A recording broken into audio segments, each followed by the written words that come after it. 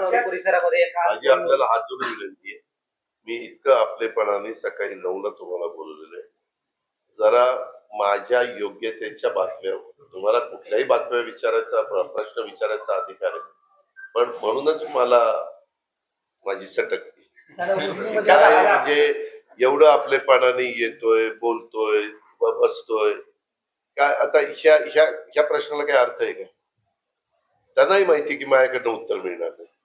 मी ज्या दिवशी जनसन्मान यात्रा सुरू केलेली आहे त्यावेळेस मी माझ्या मनाला ठामपणे सांगितलेलं आहे की आपल्याला एकाही विरोधकांच्यावर टीका टिप्पणी करायची, आपलं आपलं काम, आम्ही आणलेल्या योजना, आम्ही पुन्हा सरकारमध्ये आल्यानंतर उद्याच्याला आमचं काय विजन असणार आहे ते, ह्या गोष्टी आम्हाला सांगायच्या.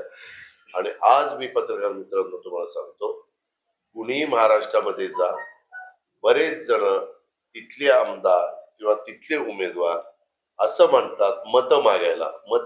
जरा तुम्हालाही पहिलं कळलं पाहिजे की तुम्ही मला निवडून द्या, मी आपल्या मतदारसंघाची बारामती करेल.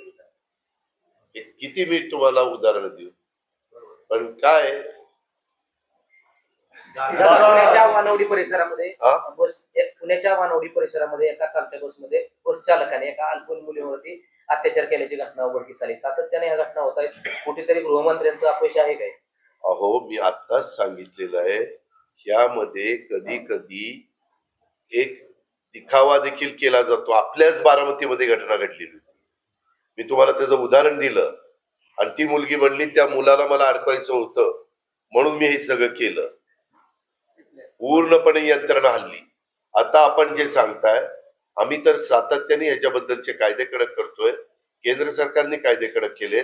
नुसती आता असं छेडछाड केली तरी त्याच्यामध्ये कडक शासन कसं होईल याबद्दलचे गोष्टी घडलेल्या आहेत. आणि जर ड्रायव्हर आणि एकच मुलगी असं कसं दोनच असतील त्याच्यामध्ये, त्याची मी माहिती घेतो, कारण तुम्हीच मला आता विचारलेलं आहे.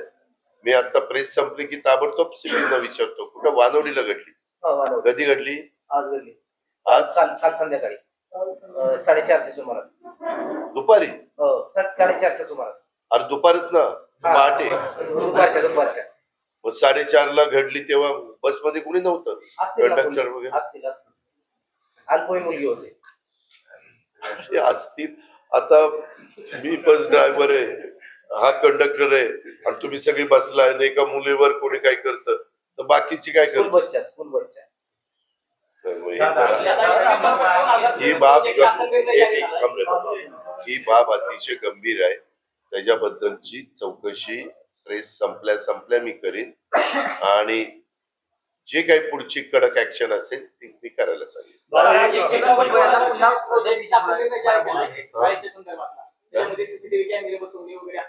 हो केलंय ना.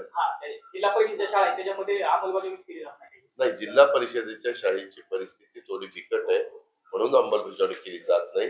मी त्याच्यामध्ये असं सांगितलेलं आहे की डीपीसी मधनं टप्प्याटप्प्याने त्याच्यामध्ये जिथं मुलींची संख्या जास्त आहे, जिथं गरजेचं प्राधान्य, आता एवढ्या आपल्या 13 तालुक्यामध्ये शाळा आहे, कुठं प्राधान्य आहे, कुठं थोडस संपर्क लवकर साधता येत नाही, अशा ठिकाणी पहिल्या बसवा.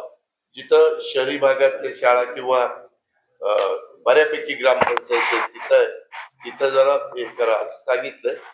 आणि डीपीसी मध्ये पण त्यांना निधी द्यायला विशेष बाब म्हणून परवानगी. करा निरा स्थिरीकरण प्रकल्पासंदर्भात, महत्वाकांक्षी प्रकल्पासंदर्भात आपण घोषणा केली होती, या संदर्भात पुढे काय, कशा पद्धतीने पुढे कार्यवाही चाललेली आहे. आज मी डुबलला माझ्या सगळ्या प्रमुख कार्यकर्त्यांना त्याबद्दलची माहिती द्यायला सांगितलेली आहे. योजना करून ती योजना खालून वर वरून वर अशा पद्धतीनं कपोले म्हणून एक्झिक्युटिव्ह डायरेक्टर आहेत तिथपर्यंत पोहोचलेली आहे. मी त्यांना सांगतो की बाबा ती लवकर पाठवा, मला त्याला ती मंजुरी द्यायची, कारण ती 1000 कोटीची योजना आहे. माझं स्वतःचं मत आहे की पुरंदर, जनाई शिरसाई, बाकीचे केटीवेर, आता पण केटीवेरच्या पेपर उदगीर वगैरे भागात जाऊन आलो.